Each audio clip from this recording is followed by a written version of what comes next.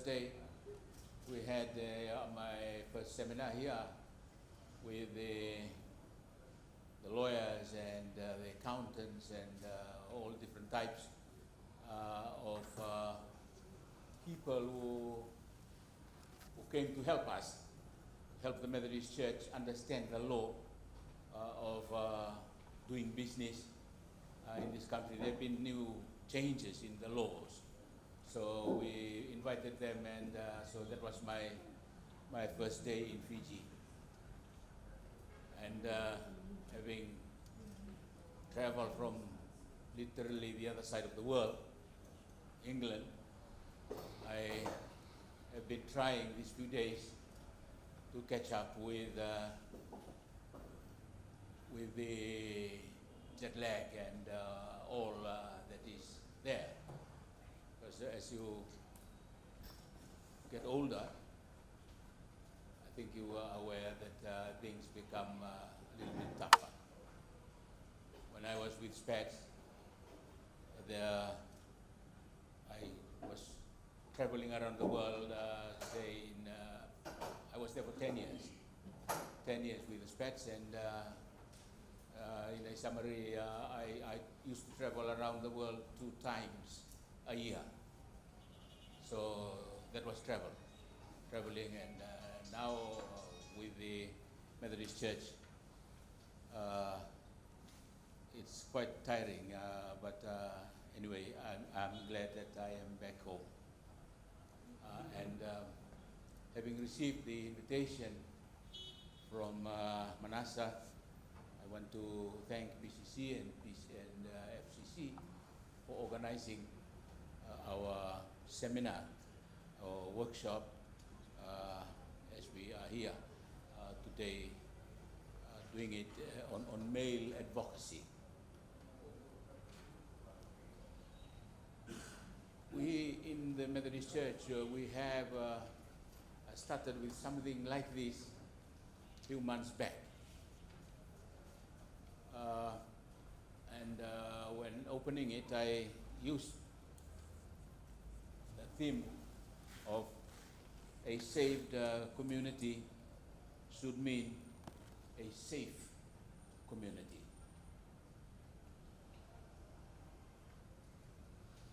Church is like an ark, the ark of Noah, where those that are being saved are put together in one place, and then we look out to the world to serve the world.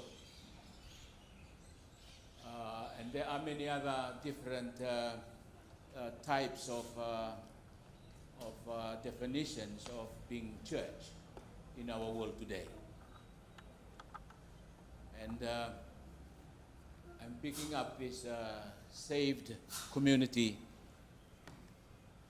should mean safe community as the theme that I would like to start off with in opening our seminar or our workshop this morning.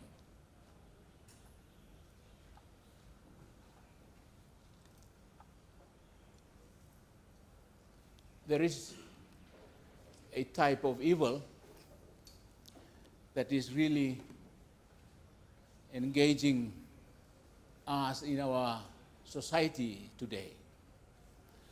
The evil of gender-based violence. And of course, violence against children. This is not new to you, I believe, because we have been confronted with this day in and day out through media channels that we have been listening to. The evil of gender-based violence and violence against children.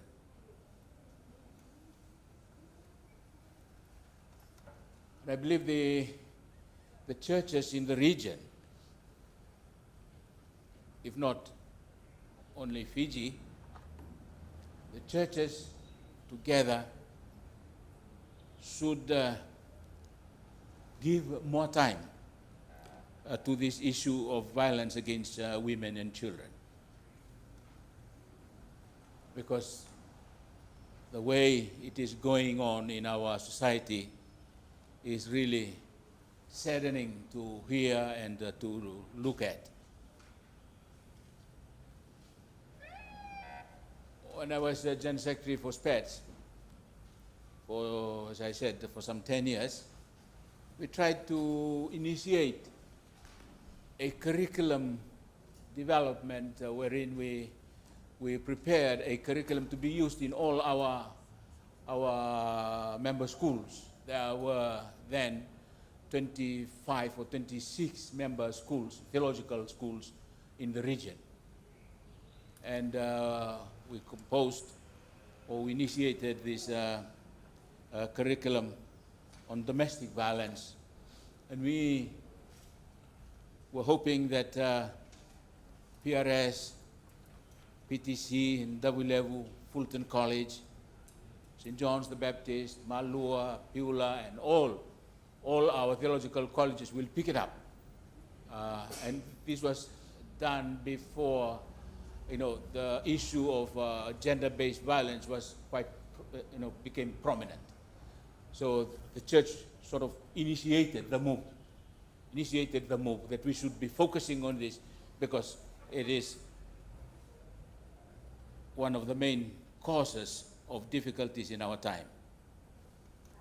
And within our church, we have called our 3 departments together. The Department of Women, the Department of Social Responsibilities, and the Department of Men to come and sit together and to work out a way of doing this. And the way of working it out was to try and encourage men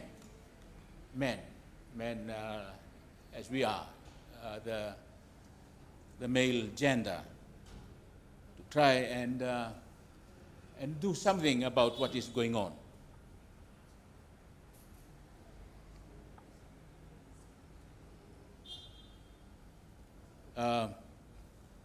In the past, we were sending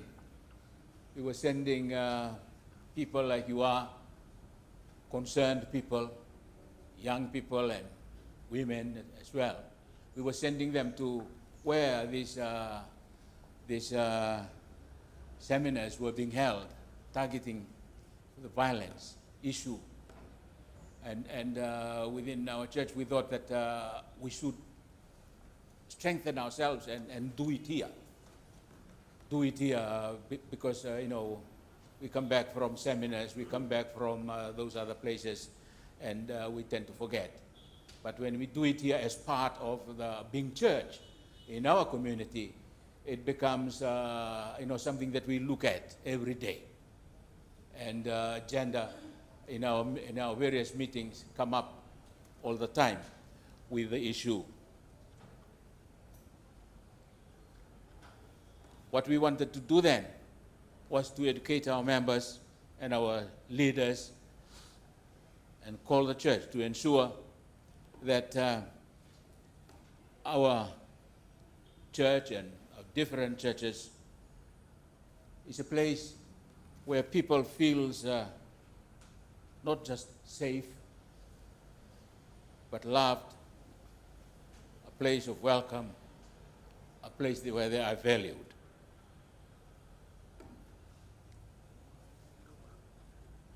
We tried to refocus the church from what it usually is about, from thinking of salvation as merely a spiritual concept into salvation as also a communal. It has a communal aspect. So in our preparation to do this, we planned what we call now our connectional plan. Our connectional plan is a strategic planning exercise that we did, wherein we put up 12 pillars, accompanied by the KSAs that are related to the pillars, and we refocus from just being too spiritual, which is not wrong, to also broaden our thinking to salvation, social salvation of our community as well. Social salvation meaning trying and help the community physically, economically, and other ways. We believe as a church that what Jesus came to do was not just the spiritual awakening, but also at the same time the communal awakening, that we open our senses, we open ourselves and see what is happening in our own communities.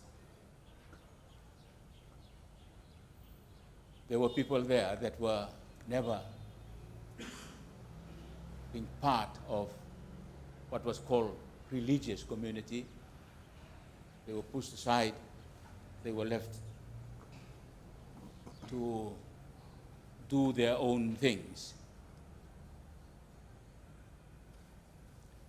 So we tried to focus on the theme that I have tried, that saved communities must also be safe communities. Anything less than that, we believe, falls short of our description of the Christian ministry.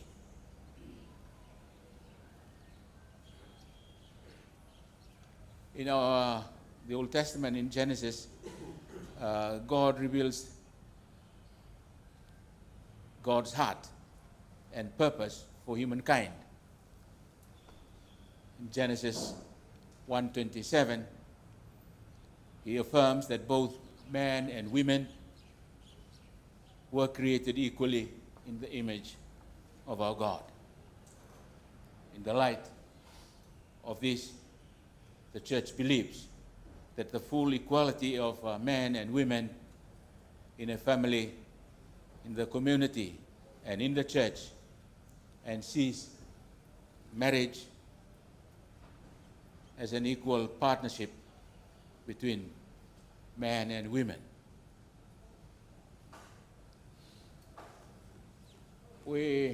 I'm very hopeful that this workshop, with the participants that are being invited to be part of it, those that will come and contribute to your learning, will make it more meaningful and more focused as we travel back from here.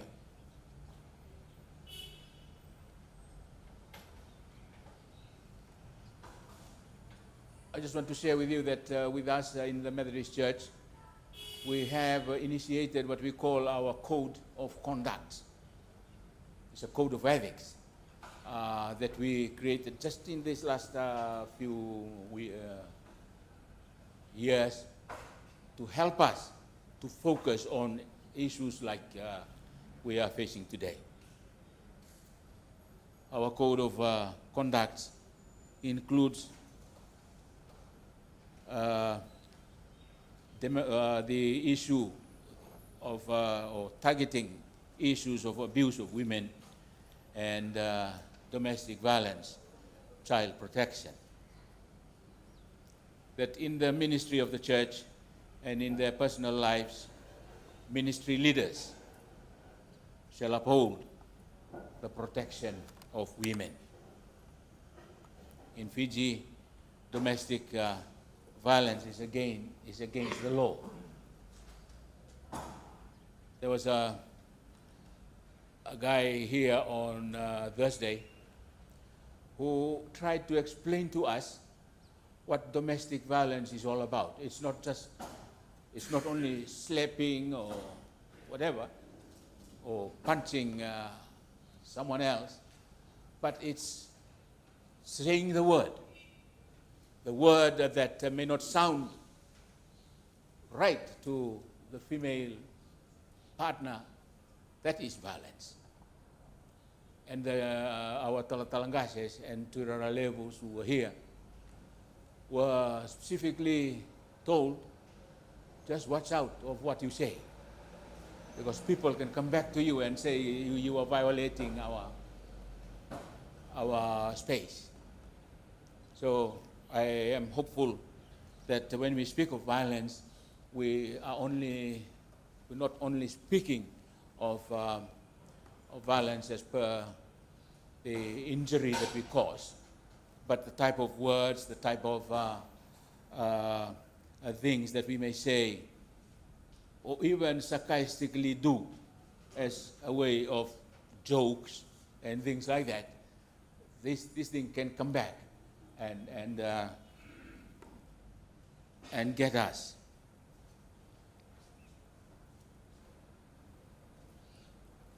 Going back to our code of conduct, we emphasize the ministry leaders shall not use their power to dominate their spouse or intimidate them or subordinate them. We also emphasize that ministry leaders shall be examples of loving spouses and parents to show the love of God. Ministry leaders shall seek counsel to gain new understanding from Scripture and theology about the place of women in the Christian faith and how to avoid giving unhelpful advice to women that could lead harmful domestic situations. Ministry leaders shall encourage victims of domestic violence to report the abuse against women and children. You know, there are so many unreported cases. If all the cases are reported, I believe Fiji will be in the black mark of the South Pacific, because there are a lot of violence, as we hear, just being pushed down within our community. And I hope that this type of seminar will help us to try and bring out what is really happening, so that we can live freely in a society where love, care is the rule of the day. We must also encourage those that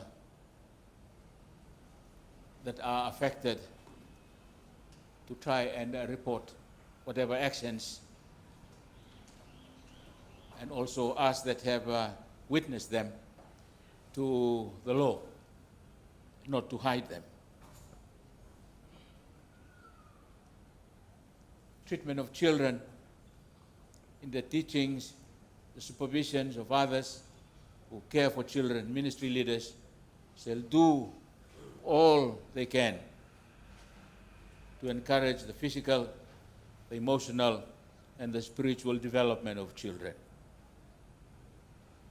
We should not try and belittle children and neglect their needs. Ministry leaders shall use constructive, non-harmful ways to manage children. Sexual activity with children is illegal in our society, and it is also immoral as Christians. We who are ministry leaders shall not engage in any sexual activity with children, shall do all that we can to ensure that others do not sexually abuse our children.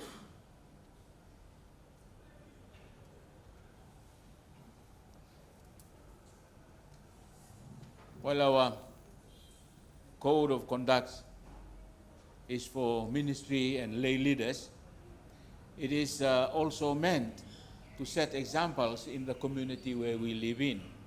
And hopefully that is what we will try and do this week. I, as a Methodist, I've been asking our own people to try and follow John Wesley's examples in our practical Christianity. John Wesley once shared with the early members of the Methodist societies what he calls the 3 simple rules. And the 3 simple rules are: Rule 1, just try and do no harm. Do no harm to anybody. And Rule 2, try and do good every day. And Rule 3, continue to stay in love with our God. That last one, staying in love with our God, if that is the main thing that we would like to focus on, it will help. Doing no harm and doing good. I am glad that by the name of our seminar or workshop this morning, we call it male advocacy. Because it is us male, most of us here, that are perpetrators of these difficult actions on our children and our mothers. It's sad to see grandparents, the actual grandparents, not just someone from outside, other people, the family, close family connections are involved in this. And I'm sure that after this, we as male members should try and show example that we are, by what the Bible says, we are the head of the family. We should be showing examples.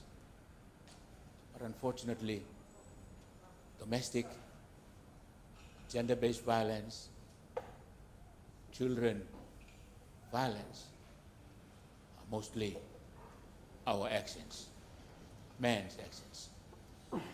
As I said, I'm hopeful that after this time together here, we will go out and try and convince our brothers who are out there to try and look at this issue in a new way.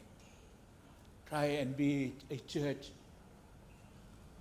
that is more caring, a church that shows more love, because that is the church that Jesus Christ built and started. We are called to be partners with him in this journey. Again, I go back to the theme that I was